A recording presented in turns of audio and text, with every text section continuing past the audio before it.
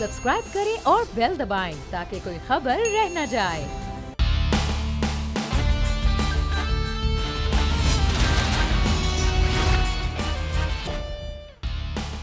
अस्सलाम वालेकुम नाजरीन, प्रोग्राम द स्पेशल रिपोर्ट के साथ मैं हूं मोहम्मद कामरान। नाजरीन, तालिबान को अफगानिस्तान में हुकूमत संभाले तकरीबन 2.5 माह हो चुके हैं और अब तक पूरी दुनिया में किसी एक मुल्क ने भी तालिबान की इस हुकूमत को कबूल नहीं किया है।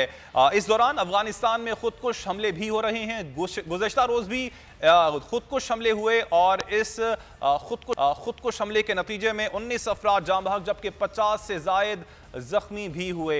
दाइश ने इस हमले की जिम्मेदारी कबूल की और इससे पहले भी जो हमले होते रहे उसकी जिम्मेदारी भी दाइश कबूल करती रही है। 16 अगस्त को तालिबान ने अफगानिस्तान का कंट्रोल संभाला था और 7 सितंबर को अपनी उबूरी हुकूमत का ऐलान भी किया था, लेकिन अभी तक तालिबान की इस हुकूमत को आलमी पजीराई नहीं मिल पाई है। गो कि पाकिस्तान समेत यूएई, उज़्बेकिस्तान और कतर के वज़ीर ख़ारजा ने अफगानिस्तान के दौरे किए, लेकिन अभी तक कोई भी तालिबान की इस हुकूमत को एक्सेप्ट करने के लिए तैयार नहीं है।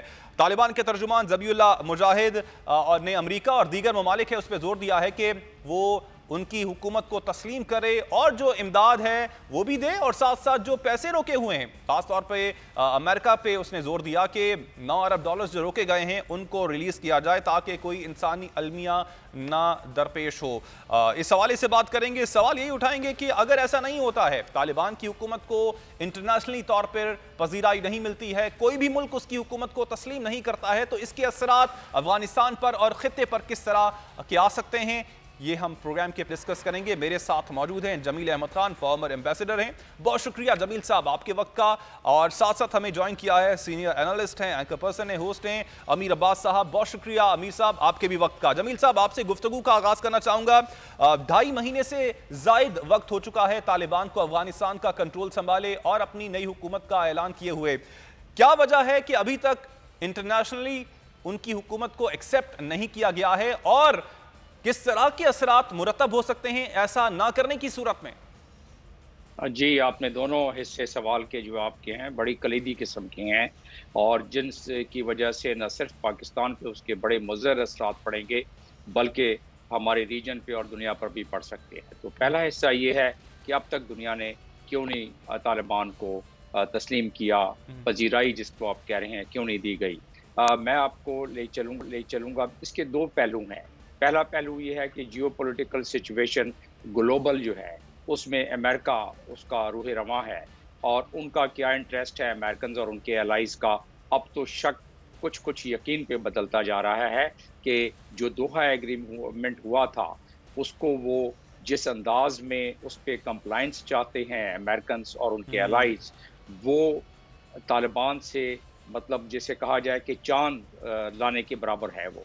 तो उस चीज़ को अगर देखा जाए तो यूँ महसूस होता है कि अगर खित्ते में अमेरिका कंट्रोल डिस्टेबलाइजेशन चाहता है तो उसके लिए सबसे बेहतर ये है कि अफ़गानिस्तान को जिस सूरत हाल में वो जा रहा है उस सूरत हाल में और धकेल दिया जाए जिसमें उसके एलाइज भी शामिल हैं। अब जब ये मैंने बात की तो मेरे जहन में है दोहा एग्रीमेंट जिसका कि पार्ट 1 है और उसके बाद फौरी तौर पर मैं आ जाऊंगा सिक्योरिटी काउंसिल का जो पहला इजलास हुआ था 8 सितंबर को। तो उसमें क्या डिमांड की गई थी तालिबान से, उसके बाद पाकिस्तान की सलामती कमेटी ने, नेशनल सलामती कमेटी ने जो इजलास किया उसमें क्या हुआ और जो मॉस्को में इजलास हुआ उनकी क्या डिमांड्स थी तालिबान से। आखिर ये क्या वजह है कि पूरी दुनिया तो चलें तस्लीम करे न करे, जो इस रीजन की कंट्रीज हैं वो क्यों नहीं कर रहे हैं, वो मेरे लिए ज्यादा तकलीफ की बात है। जबकि वज़ीर ख़ारजा खास तौर पे पाकिस्तान, यूएई, उज़्बेकिस्तान और कतर के वज़ीर ख़ारजा दौरा कर चुके हैं, लेकिन इसके बावजूद एक्सेप्ट नहीं करते हैं तालिबान की हुकूमत को। जी हाँ, न सिर्फ दौरा कर चुके हैं बल्कि ईरान में भी मीटिंग कर चुके हैं, कॉन्फ्रेंस कर चुके हैं इस सिलसिले में और मॉस्को में भी कर चुके हैं हाल ही में। तो जस्ट चीदा मैं आपको चंद लम्हों में बता देता हूँ कि दोहा एग्रीमेंट का जो पार्ट 1 है उसमें यूएस की सबसे बड़ी ख्वाहिश और सबसे बड़ी उसमें जो एग्रीमेंट उन्होंने करवाया कि हम आपके सैंक्शन भी हटवा देंगे तालिबान के और हम आपके जो लिस्टिंग है आपकी, यानी कि अमेरिकन ने एक सैंक्शन इम्पोज की थी, एक यूएनओ ने की थी, तो अमेरिका ने वादा किया कि हम इसको नेगोशिएट करके आपको कोशिश करेंगे कि आप सैंक्शन से बाहर निकल जाए। वो वादा पूरी तरीके से पूरा नहीं हुआ। फिर उन्होंने डिमांड क्या की, डिमांड ये की तालिबान से कि जब इसके एवज जो आप एग्रीमेंट कर रहे हैं उसमें आपने अलकायदा को अपने सरजमीन पे कोई जगह नहीं देनी है, और न सिर्फ उसके एफिलिएटेड ग्रुप या कोई और दहशतगर्द तंजीम जिसमें दाइश भी शामिल है जो कि खुद उनसे लड़ रही है अभी तालिबान से, तो वो भी शामिल ना हो। फिर उसके बाद उनकी डिमांड ये है कि जो भी जगह अफगानिस्तान 7 पॉइंट इसी नजरिए के मुताबिक पार्ट 2 में दोहा एग्रीमेंट के दिए हुए हैं, जिसमें यही कहा गया है कि वीजा आप नहीं देंगे ऐसे लोगों को जिससे अमेरिका को खतरा हो, आप ऐसे लोगों को अपनी सरजमीन पे किसी जगह नहीं देंगे, आप ऐसे लोगों को रिक्रूटमेंट नहीं करने देंगे, ट्रेनिंग नहीं करने देंगे, फंड रेजिंग नहीं करने देंगे। मतलब ये 6 के 6 पॉइंट्स तकरीबन ये हैं दोहा एग्रीमेंट के पार्ट 2 में, जिसमें डिमांड उन पर रख दी गई है। अब हम देखते हैं कि सिक्योरिटी काउंसिल में उन्होंने इस बारे में क्या बात की। फिर उसके बाद उन्होंने इसके बारे में कहा कि जो हमारा ये एग्रीमेंट हुआ है हम सिक्योरिटी काउंसिल से भी इसकी आपको पजीराई करा देंगे, जो कि हो गई। तो अब आ जाते हैं कि जब ये बातें की तो इसमें कुछ बातें तो ऐसी हैं कि जो कि बड़ी उसमें एब्स्ट्रैक्ट हैं कि भाई दुनिया ना माने। तालिबान तो कहते हैं कि हम कंट्रोल करते हैं, आप हमें उस कंट्रोल करने के काबिल तो बनाए। हमारी हुकूमत जिस 75% बजट जो बाहर से आ रहा था वो बजट आप काट दें, वहाँ लोग बच्चे अपने बेचने पर मजबूर हो जाएं भूख और अफलास की वजह से, जहां फूड की शॉर्टेज और मेडिसिन की शॉर्टेज इतनी हो जाए कि लोग मरना शुरू हो जाएं, जहां वर्ल्ड फूड ऑर्गेनाइजेशन का सबसे बड़ा सरबराह यूनाइटेड नेशन की एजेंसी है, वो जहां ये कह दे कि हमने अब मिलियंस ऑफ लोगों को भूख और नंग से बचाना है। 22.8 मिलियन अफगानी जो कि आधे पॉपुलेशन है वो फूड इनसिक्योरिटी के यानी कहत साली की तरफ जा रहे हैं। सिर्फ 5% लोगों को खाना वहां नसीब है, बाकी सब। और फिर कहता है कि ये अगर ना हुआ तो फिर लोग जो हैं वो काउंटडाउन शुरू हो चुका है, और उस काउंटडाउन और ये तमाम चीजें तमाम बड़े ममालिक के सामने हैं कि इंसानी अलमिया डेवलप हो रहा है, इसके बावजूद कुछ करने को तैयार नहीं है। अमीर अब्बास साहब, यही सवाल आपके सामने रखूंगा, क्या वजह है कि अमेरिका के सामने तमाम चीजें मौजूद हैं, इंसानियत के हवाले से बहुत बातें करता है, लेकिन अगर देखा जाए प्रैक्टिकली तो हमें कुछ करता हुआ नजर नहीं आता। जो करंट सिचुएशन है अफगानिस्तान में, क्या वजह है कि अमेरिका एक्सेप्ट नहीं कर रहा है तालिबान की मौजूदा हुकूमत को, और जो पैसे हैं तालिबान के, जो अफगानिस्तान के पैसे हैं वो भी रिलीज करने को तैयार नहीं है, ये जानते हुए कि इसके असरात किस तरह के मुरतब होंगे अफगानिस्तान की करंट गवर्नमेंट पे और जो वहां पर लोग मौजूद हैं उन पर। कामरान, अमेरिका ने अपनी इस गलती को महसूस तो किया कि वो अफगानिस्तान से चला जाए जितना जल्दी हो सकता है, अपना सामान लपेटे और उसको निकल जाना चाहिए। और जो वक्त उन्होंने एक मुतय्यन किया था, बहरहाल वो उस वक्त में निकल गए, लेकिन वो हाफ हार्टेडली वहां से निकला है एक तरह से। उसने आधी गलती तो तस्लीम की, लेकिन वो बाकी गलती तस्लीम नहीं कर रहा। और वो ये कि तालिबान मुझे, आपको या अमेरिका को जितने बुरे लगते हों, हमें उनके ऊंचे पांचे बुरे लगते हों टखनों से ऊपर, हमें उनके सर पे रखी हुई पगड़ी, उनकी दाढ़ियां बुरी लगती हों, उनके हाथ में पकड़ी हुई तस्वीर बुरी लगती हो, but Taliban are the sons of soil. वो उस मट्टी के लोग हैं। हमें उनसे लाख इख्तलाफ हो सकता है, मुझे हो सकता है अफ्रीका के चपटे नाक वाले लोग पसंद ना हो, क्या मैं उनको अफ्रीका से बेदखल कर दूं अगर मैं आज अफ्रीका हूं?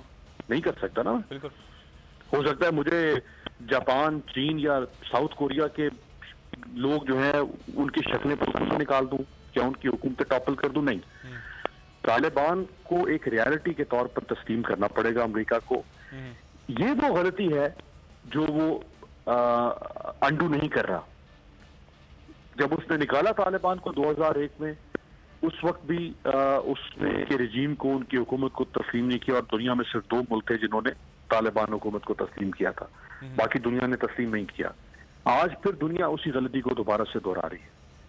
आज अगर आप तालिबान को दोबारा से कमजोर करें, उनको शिकस्त दें, शायद आप तालिबान को कमजोर कर दें, आप उनको शिकस्त दे दें, आप उनको मसाइल से दो चार कर दें, तालिबान जो है उनके हाथ खड़े हो जाएंगे, लेकिन आप अफगानिस्तान को स्टेबल नहीं कर सकते। आपके पास इस वक्त कोई और प्लान बी सी डी नहीं है। आपके पास जितने प्लान थे, आपने वहां इंफ्रास्ट्रक्चर डेवलपमेंट करने की कोशिश नहीं, अफगानिस्तान को जीत सके। आपने वहां पे अपनी मर्जी की फौज खड़ी की, आप नहीं जीत सकते। आपने इन्वेजन किया, आप नहीं जीत सके। आपने यूनाइटेड नेशंस को इस्तेमाल किया, आप नहीं जीत सके। आपने पूरी दुनिया में, लेकिन अमीर साहब ये तो अमेरिका की आप बात कर रहे हैं, दीगर ममालिक हैं वो भी तो हैं, उनमें से भी कोई एक्सेप्ट करने को तैयार नहीं है कि अमेरिका पे उसके बाद प्रेशर पड़ सके। चीन की बात की जाए, रशिया की बात की जाए, जो कि खड़े हो सकते हैं अमेरिका के सामने। देखिए कामरान, कुछ ममालिक हैं जो ये बात कह रहे हैं कि हमें तालिबान को तस्लीम करना चाहिए। वो कर नहीं रहे अभी तक, या उन्होंने ऑफिशियली इस बात को डिक्लेयर नहीं किया, वो दैट्स अनदर रियलिटी। बट आप वेस्टर्न यूरोप से, जर्मनी जो इस वक्त दूसरी बड़ी ताकत है, आपके जर्मन चांसलर ये बात कह चुकी हैं कि हमें तालिबान के साथ मामलात को आगे चलाना पड़ेगा। रशिया ने ये कहीं नहीं कहा, चाइना ने ये कहीं नहीं कहा कि तालिबान को तस्लीम नहीं करना चाहिए। वो सब इस बात पे शशोपंज से दो चार हैं कि तालिबान की जो इंक्लूसिव गवर्नमेंट का मामला है वो शायद उसकी वजह से तनाज़े का शिकार है। अभी आज से 3 दिन पहले चाइनीज फॉरेन मिनिस्टर की और अफगान फॉरेन मिनिस्टर की, मुत्तकी साहब की कतर में मुलाकात हुई है। बिल्कुल, बहुत अच्छा उन्होंने जेस्चर एक्सचेंज किया जिस तरह, और चाइनीज फॉरेन मिनिस्टर को अफगान फॉरेन मिनिस्टर ने चलगोजों का तोहफा पेश किया। वो उन्होंने कहा कि जी हम चाहते हैं कि हमारे यहाँ जो पोटेंशियल है, ये फ्रूट्स, ड्राई फ्रूट्स, इनके ऊपर आप हमारे साथ ताउन करें। तो अगर वो इतनी कुछ छुई मुई होता अफगान फॉरेन मिनिस्टर, तो क्यों मिल रहा है चाइना का फॉरेन मिनिस्टर? तो ऐसा नहीं है कि वो उनको उस रियलिटी को तस्लीम नहीं कर रही है, और वो कोशिश भी कर रहे हैं। ठीक है अमीर साहब, जी हमारे साथ ही मौजूद है। मैं चाहूंगा गुफ्तगू को आगे भी बढ़ाया जाए, टाइम की थोड़ी कमी है। अच्छा जमील साहब, जो खुद को हमले भी अब किए जा रहे हैं दाइश की जानिब से, इसको आप कैसे देखते हैं? क्या समझते हैं कि ऐलान जंग कर दिया गया है दाइश की जानिब से तालिबान हुकूमत के खिलाफ? दो इसके मामलात ऐसे हैं जिस पे नज़र डालना बहुत ज़रूरी है।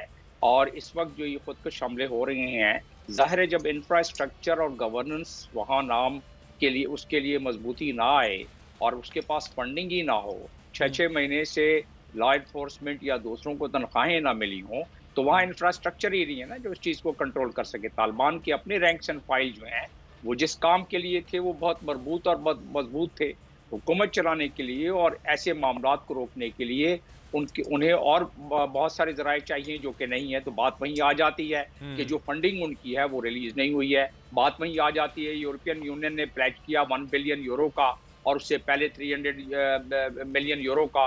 उसमें से वर्ल्ड बैंक का वर्ल्ड फूड ऑर्गेनाइजेशन का डेविड कह रहे हैं कि हमें अभी तो कोई पैसे नहीं मिले। और जब ये मामलात है तो सिविल वॉर की बिल्कुल दस्तक दे रही है वहाँ, क्योंकि वहाँ इतनी भूख और नंग है कि लोग वहाँ बाहर आ रहे हैं। वहाँ वही सिलसिला शुरू हो रहा है जो पहले सिलसिला शुरू हो रहा था। मैं आ जाता हूँ कि हमारे रीजनल कंट्रीज चाइना रशिया क्यों नहीं इसमें तस्लीम कर रहे हैं, 2 लम्हे में आ जाता हूँ। लेकिन जब वहाँ अगर सिविल वॉर शुरू हो गई ना तो चाइना मदद कर सकेगा, ना रशिया, ना पाकिस्तान। उस वक्त बड़ी मुश्किल हो जाएगी। और वो जब भूख जारी रही तो वो कहते हैं ना कि नूरे सरमाया से है रूए तमद्दुन की जला, हम जहाँ हैं वहाँ तहजीब नहीं पल सकती, मुफलिसी हिस्से लताफत को मिटा देती है, और भूख आदाब के सांचों में नहीं डल सकती। उनको आप इससे नहीं रोक सकते। तो जब ये सूरत हाल है तो रशिया और चाइना क्यों नहीं कर रहे हैं? और उसमें उनका मसला है। जब सिक्योरिटी काउंसिल की रेजोल्यूशन यूनानिमसली पास हुई तो उसमें ऑल इंक्लूसिव गवर्नमेंट की बात सही है, अमीर साहब जिस तरह बात कर रहे हैं, और उसमें बाकी चीजें भी हैं। वो वही चीजें हैं जो दोहा एग्रीमेंट में 6 पॉइंट्स मैंने आपको गिनवाए, जिसमें यह है कि वो किसी ऐसी तंजीम को सरजमीन इस्तेमाल नहीं करने देंगे, वुमेन राइट, चिल्ड्रन राइट, और वो तमाम बात जो मैंने अभी की आप ठीक है, आपका पॉइंट आ गया। अच्छा अमीर अब्बास साहब, आप क्या समझते हैं इन खुदकुश धमाकों के पीछे रीजंस जो हैं? दाइश की अगर बात की जाए, दाइश के पीछे कौन है आपकी नजर में? क्या अफगान अवाम की हिमायत भी हासिल है? क्योंकि जो इस वक्त इंटरनल सूरत हाल है अफगानिस्तान की, पैसे ना होने की वजह से, माशी तौर पर कमजोरी की वजह से, वो भी दिगरगू है।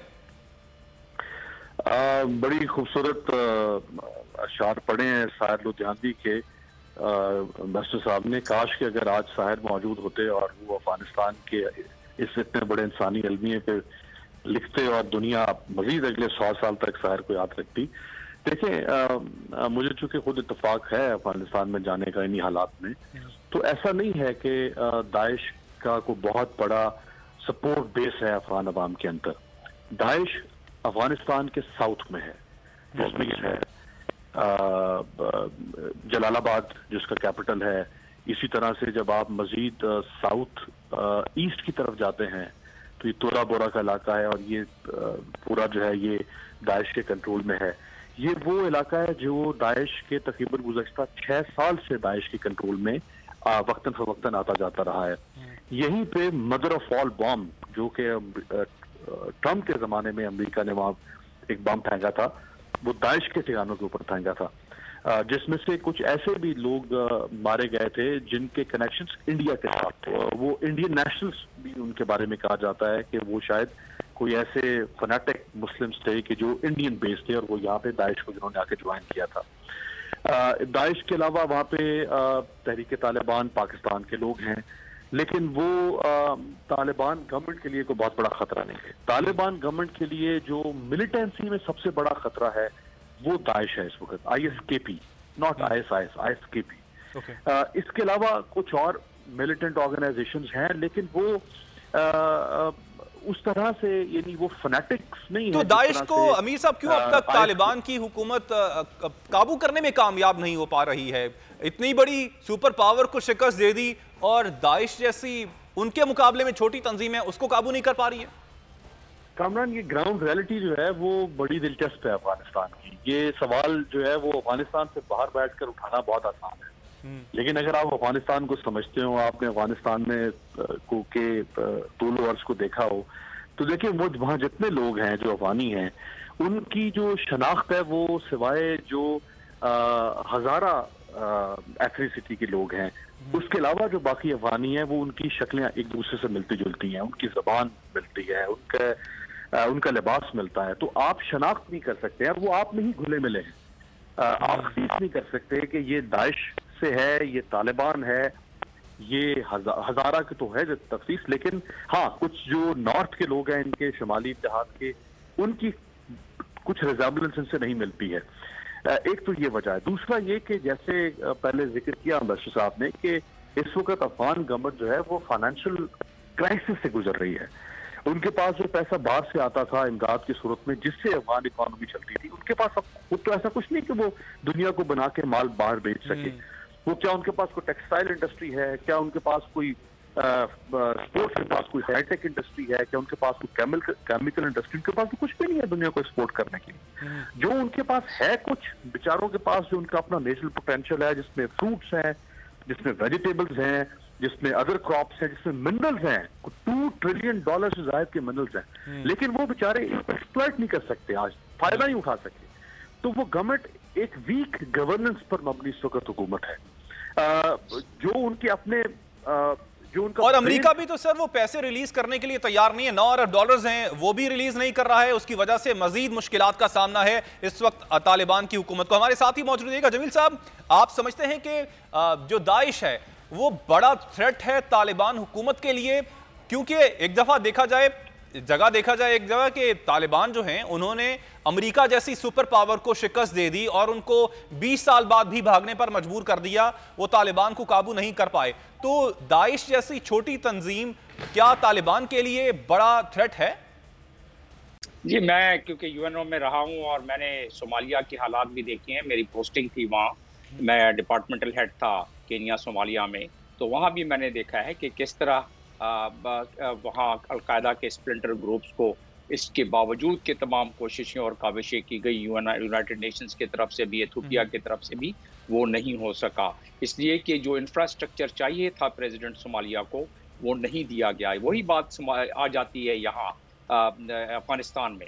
अफगानिस्तान पे जिस तरह की अभी गुफ्तगू हो गई उसको रिपीट नहीं करता मैं, कि उनके पास जो ज़राए होने चाहिए थे, वो अगर फंडिंग होती तो वो ज़राए मौजूद रहते और काबू करने में आसानी।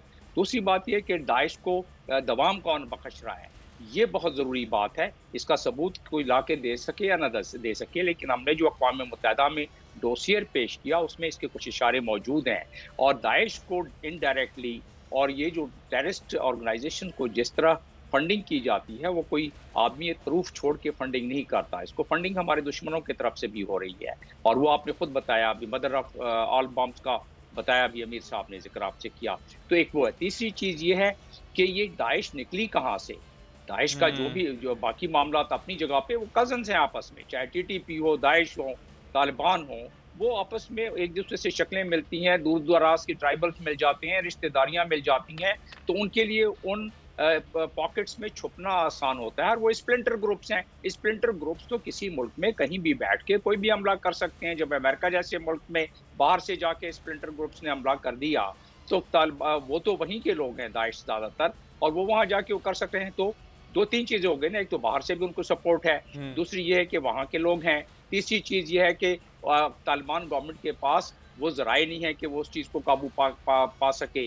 चौथी चीज़ ये है कि अमेरिका क्या वो चाहता है कि अफगानिस्तान में बिल्कुल अमन आ जाए, इस पे बहुत सारे मुहक्किक और बहुत सारे तजिया निगार जैसे इस पर बड़ा गौर कर रहे हैं, और इस पे कुछ लिटरेचर अभी आना शुरू हो गया है, और हम जैसे लोगों का इसमें तजिया भी आना शुरू हो गया है कि क्या इस इलाके को इसलिए डिस्टेबलाइज रखना एक मंशा है बड़ी ताकतों का, ताकि चाइना का इन्फ्लुएंस ना बढ़ सके। देखिए ना, अफगानिस्तान जो है गेटवे है for the south Asia and central Asian countries. अब इस गेटवे पर जिसका इन्फ्लुएंस होगा वही विनर होगा। बड़ी इंपॉर्टेंट बात की आपने कि अमेरिका खुद भी क्या चाहता है कि अफगानिस्तान में अमन कायम हो, और अगर वही नहीं चाहता है तो फिर आगे के सवालात तो बिल्कुल ही गैर मौजू हो जाते हैं। अमीर साहब, अमेरिका वैसे तालिबान से आपकी नज़र में चाहता क्या है? खुद भी खैर कहते रही है, अमेरिका के अंदर भी आवाज़ें उठती रही हैं कि पुराने तालिबान नहीं है, ये नए तालिबान है, इनका मुख्तलिफ चेहरा है और ये मुख्तलिफ तरह से चीज़ों को देखते हैं, ख़वातीन के हुकूक पर यकीन रखते हैं, मीडिया को आज़ादी देना चाहते हैं। जब वो इस तरह की चीज़ें करना चाहते हैं तो अमेरिका आपकी नज़र में अब मज़ीद क्या चाहता है, और क्या कोई वक्त ऐसा आएगा मुस्तकबिल करीब में कि अमेरिका या दीगर ममालिक वो तालिबान की इस हुकूमत को तस्लीम कर लेंगे? देखिए कामरान, जहां तक ये बात है कि ये नए तालिबान हैं और ये जो 90s के तालिबान हैं उनसे मुख्तलिफ हैं, मेरा ख्याल है ये हमें बेनिफिट ऑफ डाउट देना चाहिए तालिबान को। और मैं फ्रॉम डे वन इस बात का कायल हूं कि अगर आप उनको दीवार से लगाने की कोशिश करेंगे, अगर वो ये कह रहे हैं कि हम तब्दील शुदा तालिबान हैं, हम माजी के रवैये को नहीं दोहराएंगे। और मैं आपको बताऊं कि मैं जब अफगानिस्तान गया गुज़श्ता दिनों में, और मैं जब जनरल पब्लिक से मिला, तो जनरल पब्लिक का सेंटिमेंट ये था, वो हमें ये मौजूदा तालिबान पसंद है, हमें वो तालिबान पसंद नहीं है जो मुल्ला उमर के तालिबान थे 90s के। यानी पब्लिक के अंदर भी उनके लिए किसी न किसी हद तक एक्सेप्टेंस है कि हाँ ये रिलेटिवली मॉडरेट हैं, not moderate actually, relatively moderate है। अगर हम कंपैरेटिवली देखें जो 90s के मुल्ला उमर के बनाए हुए तालिबान थे, तो उनको शक का फायदा देना चाहिए, उनको काम करने का मौका देना चाहिए। देखिए, प्राइम मिनिस्टर इमरान खान साहब ने, मेरा ख्याल है सबसे जो $1 मिलियन स्टेटमेंट अब तक जितने इंटरनेशनल लीडर्स ने इसके ऊपर अपना, उसमें इमरान खान साहब का टॉप नॉच है। उन्होंने कहा कि आपने इनसे जो भी मनवाना है इनसे मनवाएं। मसलन जैसे आपने कहा कि जी अमेरिका को क्या प्रॉब्लम है, आप चाहते हैं कि ये ह्यूमन राइट्स के ऊपर काम करें, बिल्कुल करवाएं इनसे। आप चाहते हैं ह्यूमन राइट्स के ऊपर आप बाकी इंक्लूसिव गवर्नमेंट, बट आप इनको इंसेंटिव देना शुरू करें, ये आपके डगर पर चल पड़ेंगे। देखिए, पैसा कमर्शियल एलिमेंट एक ऐसी चीज होती है कि जो हार्डन क्रिमिनल होते हैं, जो बहुत बिग हेडेड लोग होते हैं, उनको भी नरम कर देती है।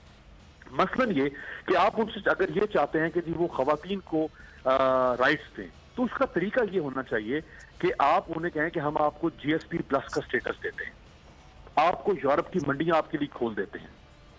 वो क्यों नहीं करेंगे?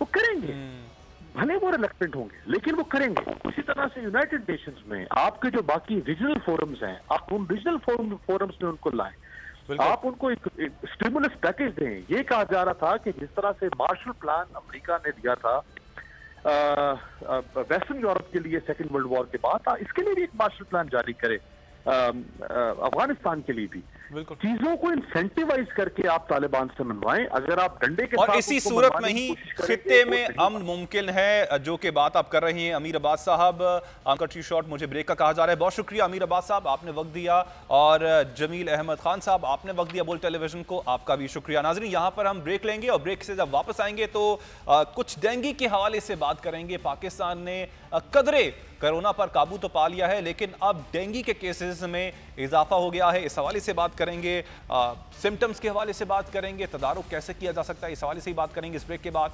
आप हमारे साथ रहिएगा।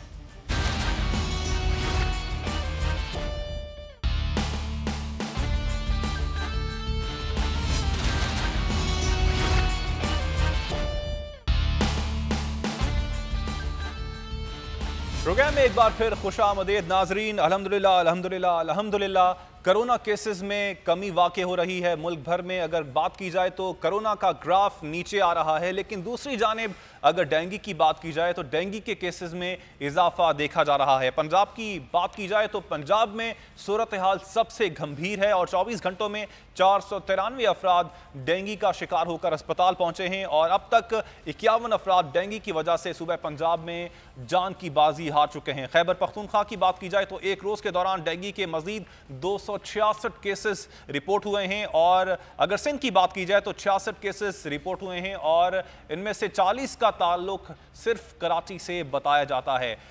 वजह क्या बनी है डेंगू जो है जो इस तरह की सूरत हाल इख्तियार कर रहा है और क्या सूरत हाल इससे भी गंभीर हो सकती है? सिम्टम्स क्या हैं, बचा कैसे जा सकता है, इस हवाले से बात करेंगे। हमारे साथ मौजूद हैं प्रोफेसर डॉक्टर सईद खान, डॉ यूनिवर्सिटी ऑफ हेल्थ साइंसेज से मुंसलिक हैं और जनरल सेक्रेटरी हैं association of molecular pathologist Pakistan के। बहुत शुक्रिया डॉक्टर साहब आपके वक्त का। सर, इससे पहले कि मैं डेंगू के सिम्टम्स के हवाले से बात करूँ, तदारुक के हवाले से बात करूँ, क्या आप समझते हैं कि हमने जब कोरोना आया तो उस पर इतना फोकस किया कि बाकी जो बीमारियां थीं उस पर फोकस नहीं कर पाए और जिनमें डेंगू भी शामिल था उस हवाले से इकदामात नहीं ले पाए, जिसकी वजह से डेंगू जो है एक बार फिर से सर उठा रहा है? जी अस्सलाम वालेकुम, बहुत बहुत शुक्रिया प्रोग्राम में इनवाइट करने का। यकीनन एक नया खौफ पिछले खौफ से थोड़ा ज़्यादा होता है। तो डेंगू क्योंकि एक पहली बीमारी थी, कोविड नई एक बीमारी थी जिसकी वजह से सारे फोकस जो है कोविड पे हो गए और ये एक पेंडेमिक था जिसकी वजह से पूरी दुनिया इसके पीछे लगी हुई थी और ये पूरी दुनिया का मसला था। डेंगू पूरे दुनिया का मसला नहीं है, ये हमारे सिर्फ चंद ममालिक है जिनका ये मसला है, स्पेशली पाकिस्तान और इंडिया वगैरह, यहाँ पे काफ़ी ज़्यादा ये डेंगू का मसला पाया जाता है। तो आपकी बात काफ़ी हद तक सही है कि फोकस कोविड पे ज़्यादा हो गया था जिसकी वजह से काफ़ी सारे ऐसे इक़दाम जो उठाने चाहिए थे वो टाइम पे नहीं उठाए गए, जिसकी वजह से मच्छरों की अफजाइश ज़्यादा हुई और उस क्योंकि डेंगू एक वायरस के ज़रिए फैलता है और ये वायरस एक ख़ास किस्म के मच्छर जिसको हम एडीज़ कहते हैं उसके ज़रिए फैलता है।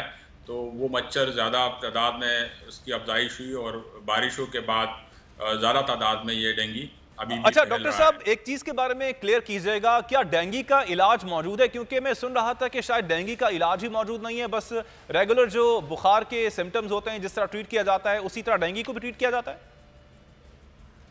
जी काफ़ी हद तक आपकी बात दुरुस्त है कि एब्सोल्यूट कोई ट्रीटमेंट अवेलेबल नहीं है डेंगू की, लेकिन अलामात को हम ट्रीट कर सकते हैं कि डेंगू का जो वायरस है वो 4 किस्म इसके सीरोटाइप्स हैं। जिस तरह कोविड के भी वेरिएंट्स होते हैं तो इसके 4 वेरिएंट्स है जिसकी वजह से ये बीमारी फैलती है और इसमें शिद्दत भी आ सकती है। अगर पहले कोई बीमार मुतासिर हो एक किस्म से और दोबारा उसका दूसरा वायरस उसको इन्फेक्ट करे तो उसकी बीमारी की शिद्दत में इजाफा भी हो सकता है। लेकिन हम इसको आराम से ट्रीट कर सकते हैं अगर बर वक्त तशखीस हो जाए और किसी की तबीयत बहुत ज़्यादा ख़राब हो, स्पेशली अगर उसकी प्लेटलेट्स या ब्लड के जो हम अक्सर कहते हैं कि सफ़ेद खलियात बहुत कम हो जाते हैं, अगर उसको बर वक्त डॉक्टर के पास ले जाया जाए तो उसकी इलाज बर वक्त मुमकिन है। बर वक्त तशखीस कैसे मुमकिन है डॉक्टर साहब? सिम्टम्स क्या होंगे? कोई आम आदमी हो, क्योंकि मौसम तब्दील हो रहा है तो आपको नज़ला, जुकाम, खांसी, बुखार ये हो भी जाता है और मौसम की तब्दीली की वजह से भी हो सकता है। एक आम आदमी को अगर बुखार होता है तो वो कैसे डिफ्रेंशिएट कर पाए कि उसको डेंगू हो गया है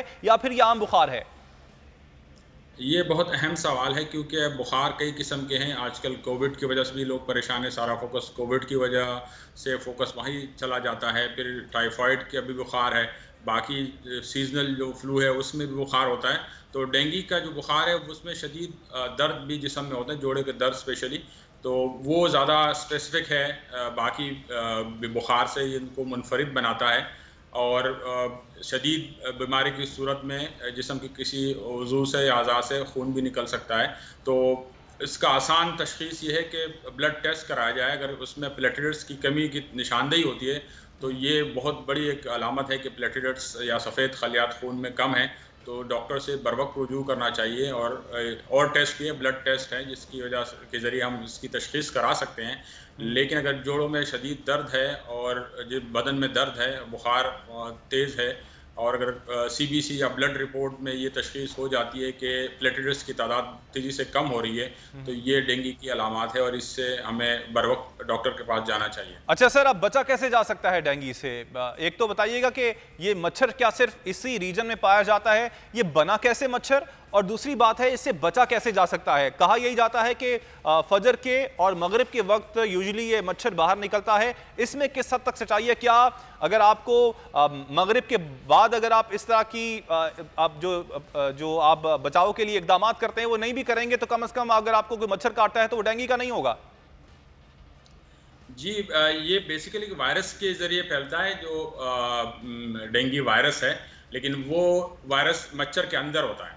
जो इजिप्टी एक खास किस्म का मच्छर है जो आपने अक्सर टीवी विजुअल पे आप दिखाते हैं कि साइज में थोड़ा सा बड़ा होता है और उसमें सफ़ेद और ब्लैक किस्म के स्ट्राइप्स होते हैं, उस पर पट्टियाँ बनी होती हैं, तो उससे हम इसको बच सकते हैं। लेकिन ये बात सही है कि ये एक तो ये साफ पानी में पाया जाता है बजाय दूसरे मच्छरों के जो गंदे पानी में ज़्यादा पाया जाता है, तो ये साफ पानी में ज़्यादा परवरिश पाता है और इसकी जो सुबह के वक्त और शाम के वक्त ज़्यादा तादाद में ये मच्छर नमूदार होते हैं। तो बजाय कि हम डिस्क्रिमिनेट करें, बेहतर ये कि तमाम किस्म के मच्छरों से बचा जाए, उसके बाकायदा स्प्रे किया जाए और कपड़े ऐसे पहने जाएँ जिसमें मच्छर हमें न काट सकें, घरों पर जालियाँ लगाई जाएँ और अपने तय कोशिश करनी चाहिए कि मच्छरों जो से हम बच सके, तमाम किस्म के मच्छरों से जो बशमूल जो डेंगू वायरस फैलाने वाले मच्छर हैं, क्योंकि बाकी मच्छरों में भी और बीमारियां हैं, इस तरह मलेरिया है, चिकनगुनिया है, जीका है, ये सारे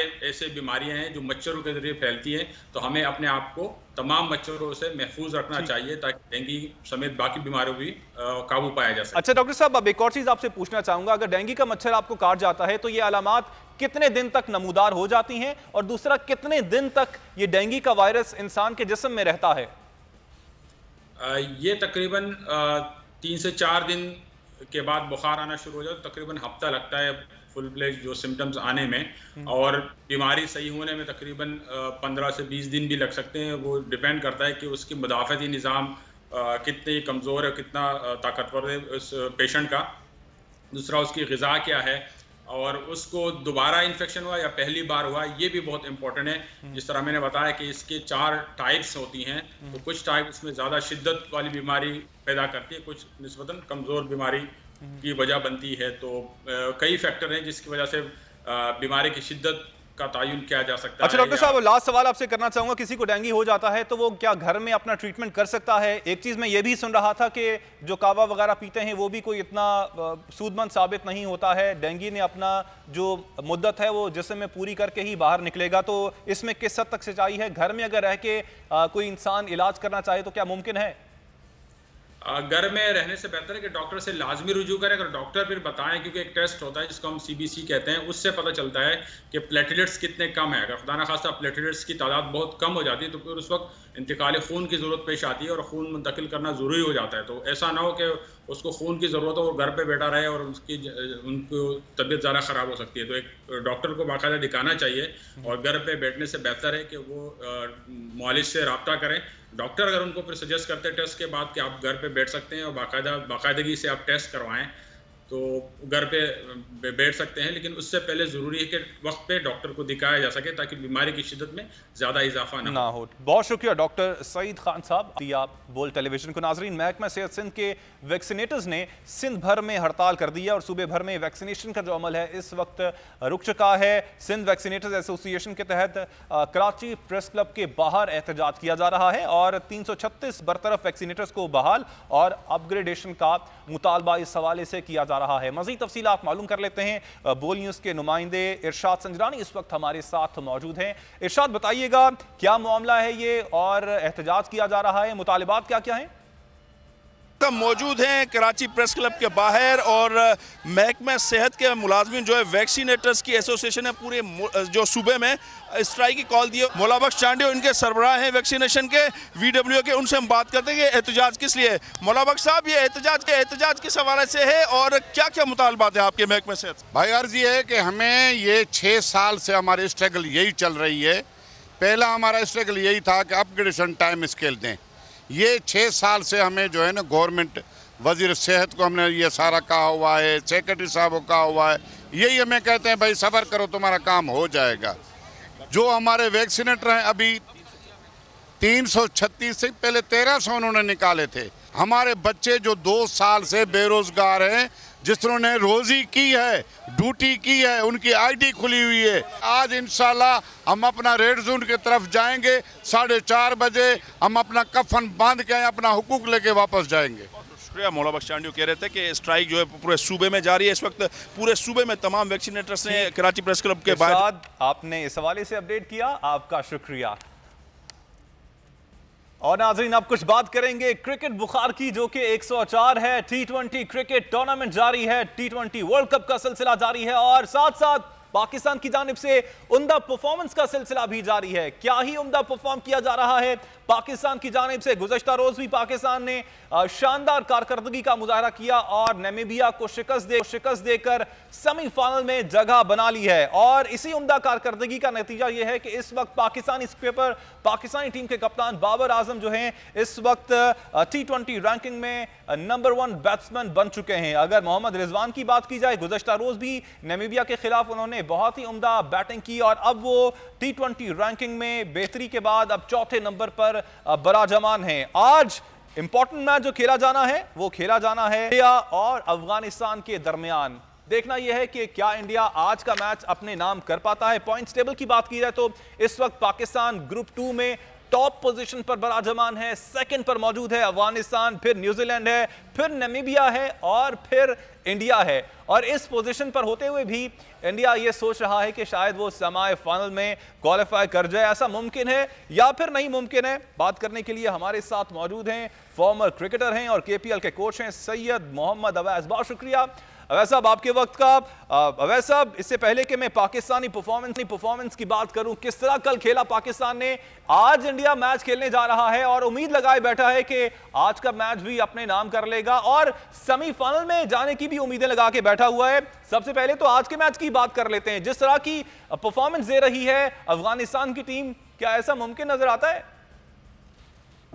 देखिए, आपको पता है अफगानिस्तान एक अच्छी टीम है। जिस तरीके से उन्होंने इसका टूर्नामेंट के अंदर परफॉर्म किया, जैसे आप बता भी रहे थे कि दूसरे नंबर पर स्टैंडिंग है उसकी। और जो उनकी रिसेंट आखिरी जो परफॉर्मेंस थी पाकिस्तान के खिलाफ, जरूर पाकिस्तान वो मैच जीता, लेकिन आपने देखा होगा कि उन लोगों ने टफ टाइम दिया था पाकिस्तान को बॉलिंग के अंदर। तो आप इस वक्त जो इंडिया के खिलाफ बैटिंग है उनके, खास करके जो इंडिया के खिलाफ जो मैच है, आपको पता है कि इंडिया के लिए डू एंड डाई सिचुएशन है। उन्होंने तीनों मैचेस ऑन द ट्रॉट जीतने हैं। अफगानिस्तान क्योंकि इस वक्त भी दूसरे नंबर पर मौजूद है, उनका रन रेट भी अच्छा है। इंडिया का आपको पता है रन रेट काफी नीचे, उन्होंने रन रेट भी अच्छा करके जीतना है इंडिया ने। तो आसान नहीं होगा इंडिया के लिए, मेंटली वो बहुत ज्यादा प्रेशर में है क्योंकि आपको पता है उनके जो पीछे जो उनका मीडिया है, BCCI को भी क्रिटिसाइज कर रहा है, विराट कोहली को क्रिटिसाइज कर रहा है। तो मेंटली तौर पर वो ज्यादा प्रेशर में इस मैच में होंगे। रहा सवाल के आपको पता है कि अफगानिस्तान वही जारहाना किस्म का क्रिकेट खेलता है, उनमें कुछ चेंज आपको नजर नहीं आएगा उनके बैट्समैन के अंदर। हाँ, उनका जो स्पिन ट्रायो है, जरूर वो IPL खेलते रहे हैं। इंडियंस को भी पता है कि वो किस तरीके से खेलते हैं, क्योंकि आपको पता है कुछ अर्सा पहले आप चले जाएं तो UAE के बाद इंडिया उनका एक होम ग्राउंड बन चुका था अफगानिस्तान का, अफगानिस्तान का इंडिया जो सा होम ग्राउंड बन चुका था। तो उनको पता है कि उनके प्लेयर्स वो लोग कैसा खेलते हैं। लेकिन यह है कि मैं आपको बताऊं कि थोड़ा सा जिस तरीके से परफॉर्मेंस है अफगानिस्तान की टूर्नामेंट के अंदर ही, तो आसान नहीं होगा इंडिया को कहना कि इंडिया इजीली उनको बचाड़ेगा। वैसे आप क्या समझते हैं, इंडिया की कोई चांसेस बनते हैं सेमीफाइनल में जाने के? और साथ साथ ये भी सवाल का जवाब दे दीजिएगा कि पाकिस्तान के साथ दूसरी टीम आपकी नजर में कौन सी स्ट्रॉन्ग कंटेंडर है सेमीज के लिए? देखिए, इंडिया के चांसेस आपको पता 3 मैचेस हैं, लेकिन तीनों मैचेस आपने काफी स्ट्रॉन्ग करके आपने जीतने हैं। तीनों मैचेस आसान नहीं होगा आपके लिए। और आपने कोशिश यही है कि इंडिया की इस वक्त मैं कहूँ कि इनके पास स्कॉटलैंड है, उसके बाद नामीबिया का मैच है, बड़े रन रेट से उन्हें जीतना है। अगर आप दूसरी तरफ पाकिस्तान की बात करें सेमीफाइनल में, तो जो मुझे लगता है जो जोड़ पड़ेगा वो पड़ेगा न्यूजीलैंड और अफगानिस्तान का, क्योंकि आपको पता है इन दोनों का जो मैच है वो क्वार्टर फाइनल से कम नहीं है। जो मैच जीतेगा वो टूर्नामेंट में आगे बढ़ेगा। तो आसान सिचुएशन नहीं है, ट्रिकी सिचुएशन है इस वक्त, उस खास करके इस ग्रुप की आप बात करें तो। अच्छा, अगर ग्रुप 1 से हमारे सेमीफाइनल की बात की जाए तो आपकी नजर में साउथ अफ्रीका और ऑस्ट्रेलिया किससे जोड़ पड़ता हुआ दिखाई देता है आपको? देखिए, दूसरा जो ग्रुप है इस वक्त मैं कहूंगा कि इंग्लैंड तो ऑब्वियसली क्वालिफाई कर चुका हुआ है। आप अगर उसके पॉइंट टेबल भी देखें, परफॉर्मेंस भी, तो वो क्वालिफाई कर चुके हैं। दूसरा जो आप टीम की बात करें तो मुझे वही है कि ओपन ग्रुप स्टिल है, ऑस्ट्रेलिया या साउथ अफ्रीका। क्योंकि इस दफा अगर आप साउथ अफ्रीका की परफॉर्मेंस देखें तो चोकस का जो टैग उनके ऊपर था वो शायद कुछ हद तक खत्म करना चाह रहे हैं। पता भी लगता है उनके बॉडी लैंग्वेज के ऊपर। डेविड मिलर ने जिस तरीके से पिछला मैच हराया है, लेकिन मैच इंटरेस्टिंग होगा उनका, कोई आसान आप साउथ अफ्रीका की बात करें, चाहे वो ऑस्ट्रेलिया के खिलाफ उनका मैच हो, तो आपको इन दोनों के मैचेस को आसान नहीं होने वाले। लेकिन मेरी पर्सनल राय ये है कि जो उनकी अभी तक मैंने परफॉर्मेंस ऑस्ट्रेलिया की खास करके देखी है, आपको पता है एक स्ट्रॉन्ग टीम है, कम बैक करना जानती है उनकी। मेरे लिए Australia and England would be favourites in the second group. और पाकिस्तान का आई गेस, क्योंकि पाकिस्तान नंबर 1 पे इस वक्त मौजूद है, तो ऑस्ट्रेलिया दूसरा जो पोजीशन के अंदर जो टीम ऑस्ट्रेलिया के साथ उनका मैच पड़ेगा। और ऑस्ट्रेलिया, अब एक और चीज भी आपसे पूछना चाहूंगा, ऑस्ट्रेलिया के साथ मैच को हम क्या सीरियस लेना चाहिए हमें कि इतनी स्ट्रांग टीम है पाकिस्तान के मुकाबले में, जिस तरह की पाकिस्तान की परफॉर्मेंस अब तक चलती हुई आ रही है? देखिए, मैं आपको बताऊं, कोई भी टीम आप पता है आप किसी को हल्का ले नहीं सकते हो। कल आपको याद हो नामीबिया ने भी टफ टाइम आपको एक दफा दे दिया था। आपको पता है कि स्कोर बड़े अच्छा तरीके से बैटिंग कर रहे थे। किसी भी टीम को आप हल्का ले नहीं सकते। क्रिकेट फनी गेम होती है। आपने किसी को, सेमीफाइनल ऐसी स्टेज होती है जिसमें आप कुछ भी गलती नहीं कर सकते। आपकी कोशिश अगले मैच में भी, आपका मैच स्कॉटलैंड के खिलाफ है, अच्छी बात कि आपने कल टॉस जीत के पहले बैटिंग का फैसला किया, ताकि आप चेंजेस चेक कर रहे हो ना कि सेमीफाइनल के अंदर अगर आपकी पहली बैटिंग आ जाती है, टॉस आप लोग हार जाते हो, तो अच्छी बात ही जो आपने कल किया। लेकिन टफ चीज है, मैं फिर कहूं कि आसान नहीं होगा पाकिस्तान के लिए भी। चाहे सेमीफाइनल्स में आपने अच्छी परफॉर्मेंस दी है, लेकिन टफ होगा पाकिस्तान का मैच। अब जो स्कॉटलैंड के खिलाफ हमारा लास्ट मैच होना है इस ग्रुप मैचेस में, तो क्या समझते हैं उसमें भी एक्सपेरिमेंट करने की जरूरत है? जिस तरह कि आपने बताया कि टॉस जीतकर पहले बैटिंग का फैसला किया गया, यही देखने के लिए, एक्सपेरिमेंट करने के लिए कि अगर हम पहले बैटिंग करते हैं तो तब हमारे अंदर क्या क्या फ्लॉज मौजूद हैं उनको दूर किया जाए। तो एक्सपेरिमेंट्स करने की जरूरत है पाकिस्तानी टीम को स्कॉटलैंड के खिलाफ मैच में, टीम में तब्दीलियां की जाएं और खासतौर पर यह भी करके देखा जाए कि देखिए, मैं उस फैसले में था। मुझे याद है मैंने आपके शो में भी कहा, काफी प्रोग्राम्स में कहा कि पाकिस्तान को शायद एक्सपेरिमेंट करने की जरूरत है, कोई टीम में चेंजेस कर लें, क्योंकि नॉर्मल मैचेस आपने ग्रुप को अपने कंप्लीट करना है। लेकिन कल एक चीज समझ में आई कि आप जो विनिंग स्ट्रीक है उसको तोड़ना नहीं चाह रहे, जो विनिंग स्क्वाड आपका, क्योंकि ऑब्वियसली फिर डिस्टर्ब होता है आगे जाके। तो अच्छी बात है, मैं कहता हूँ कि ना चेंजेस यहाँ पर की जाए, क्योंकि ऑस्ट्रेलिया के लिए आपने तैयारी करनी है और कोशिश यही करें कि आप फ्री फ्लो खेलें स्कॉटलैंड के खिलाफ भी, क्योंकि अब इतनी तो परेशानी। और इंशाल्लाह ताला जिस तरीके से पाकिस्तान परफॉर्म कर रहा है सेमीफाइनल में, मुझे उम्मीद है कि अच्छा परफॉर्म करके फाइनल के लिए जगह पक्की करेगा। अच्छा, इंडिया के हवाले से एक और बात मैं आपसे पूछना चाहूंगा वैस भाई, आप क्या समझते हैं इंडिया की इतनी स्ट्रांग टीम है, बेसिक तौर पे मसाइल कहां पर दरपेश हो रहे हैं? क्या प्रेशर ज्यादा डाल दिया है उनके मीडिया ने उन पर, जो अवामी तवक्कुआत हैं उनका प्रेशर उन पर इतना है कि वो एक्चुअल ग्राउंड में जाके परफॉर्म नहीं कर पा रहे हैं? देखिए, आपको पता है कि इस वक्त इंडिया के ऊपर प्रेशर कितना था। आपको याद हो जब टूर्नामेंट स्टार्ट नहीं हुआ था, बीसीसीआई उनकी, मैं कहूँगा कि बीजेपी की तरफ से भी स्टार्ट हो गया था कि पाकिस्तान के खिलाफ ना खेलें, पॉइंट्स जरूरी नहीं है, मेंटली तौर पर फिर प्रेशर के जी ये होगा वो होगा। आपको याद हो विराट कोहली का मुझे बड़ा अजीब लगा जब टूर्नामेंट स्टार्ट हुआ कि एक विराट कैप्टन कह रहे हैं कि जी मैं वर्ल्ड कप के बाद कैप्टन नहीं रहूंगा टीम का।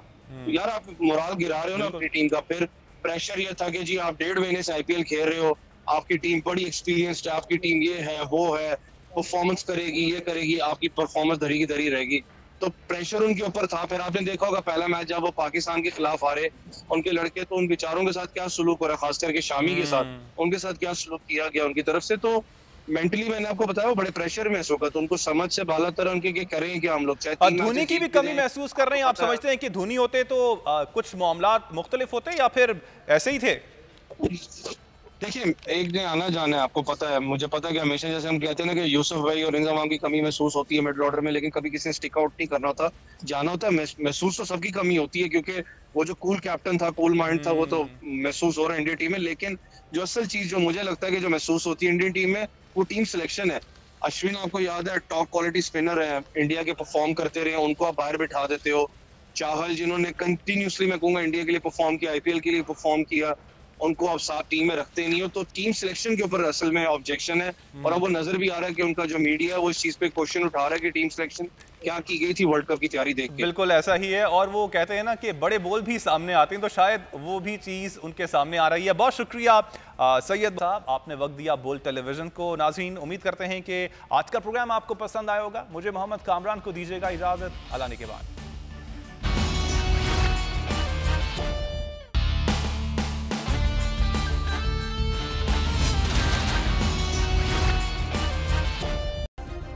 सब्सक्राइब करें और बेल दबाएं ताकि कोई खबर रह न जाए।